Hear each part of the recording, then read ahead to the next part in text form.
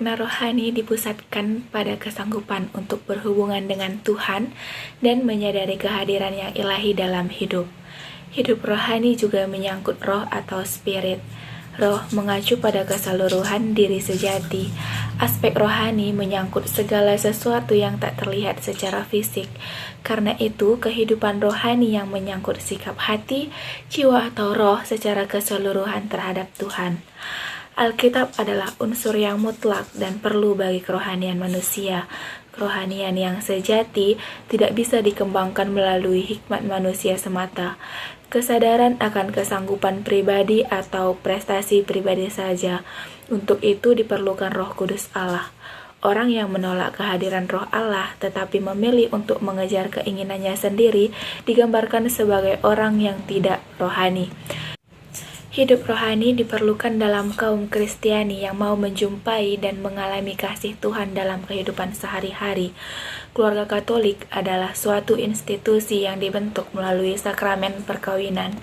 Nilai-nilai yang menggerakkan keluarga itu adalah nilai iman, harapan, dan kasih yang ditimba dari kitab suci dan ajaran gereja. Keluarga Katolik terdiri atas ayah, ibu, dan anak.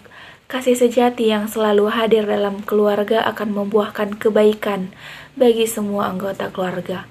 Maka setiap keluarga harus mewujudkan cinta kasih dalam tindakan untuk kebahagiaan, kesejahteraan, dan keselamatan seluruh keluarga. Keluarga Katolik adalah persekutuan hidup antara ayah, ibu, dan anak-anak yang telah percaya dan menerima Yesus sebagai Tuhan dan Juru Selamat secara pribadi serta meneladani ajaran itu dalam kehidupan sehari-hari. Bentuk-bentuk kegiatan rohani dalam keluarga. Yang pertama ialah doa bersama dan doa pribadi. Dalam keluarga dibiasakan untuk berdoa secara pribadi maupun bersama. Doa pribadi yang teratur oleh masing-masing anggota keluarga dapat dilakukan terutama sebelum dan sesudah tidur dan sebelum dan sesudah makan. Sedangkan doa bersama di dalam keluarga dapat dilakukan terutama ketika ada anggota keluarga yang merayakan ulang tahun, bersedih, maupun menghadapi tugas penting. Kedua, yaitu mengikuti perayaan Ekaristi.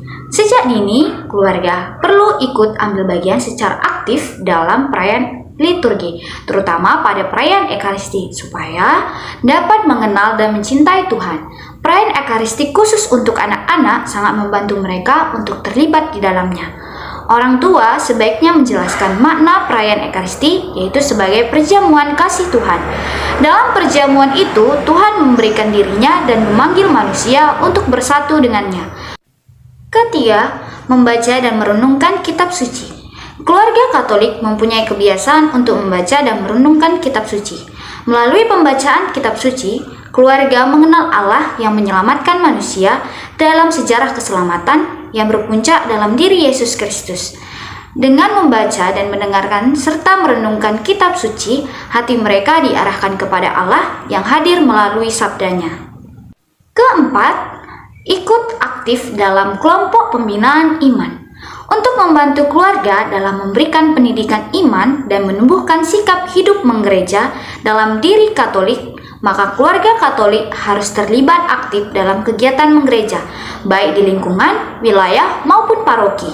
Maka, sejak kecil, anak-anak dididik atau didorong untuk terlibat kegiatan kelompok binaan iman atau sekolah minggu. Yang kelima, ikut ambil bagian dalam rekoleksi dan retret. Sudah dikembangkan cukup lama dalam gereja dan menghasilkan buah-buah yang baik bagi keluarga Katolik. Hendak mendorong dan mendukung seluruh anggota keluarga untuk ambil bagian dalam kegiatan tersebut demi mengembangkan hidup iman mereka. Makna hidup rohani dalam keluarga Katolik di zaman sekarang. Makna hidup rohani dalam keluarga Katolik sangatlah penting karena bisa membantu perkembangan iman setiap anggota keluarga dan memampukan setiap pribadi untuk bisa bertemu dengan Tuhan, saling menghargai dan saling menerima satu sama lain. Kesimpulannya, hidup rohani merupakan hubungan manusia dengan Allah, di mana manusia secara terus-menerus berdialog dengan Allah agar imannya semakin bertumbuh. Untuk itu, manusia perlu menjalin relasi yang intim dengan Allah, yaitu melalui doa-doa, perayaan Ekaristi, membaca dan merenungkan kitab suci. Maka, keluarga harus mampu mengambil bagian dalam kegiatan rohani tersebut, agar keluarga Katolik mampu mewujudkan persekutuan mereka serta kesetiaan dalam suka dan duka, sehingga terciptalah keluarga-keluarga yang bahagia dan saling menghormati satu dengan yang lain. Demikian materi kami. Jangan lupa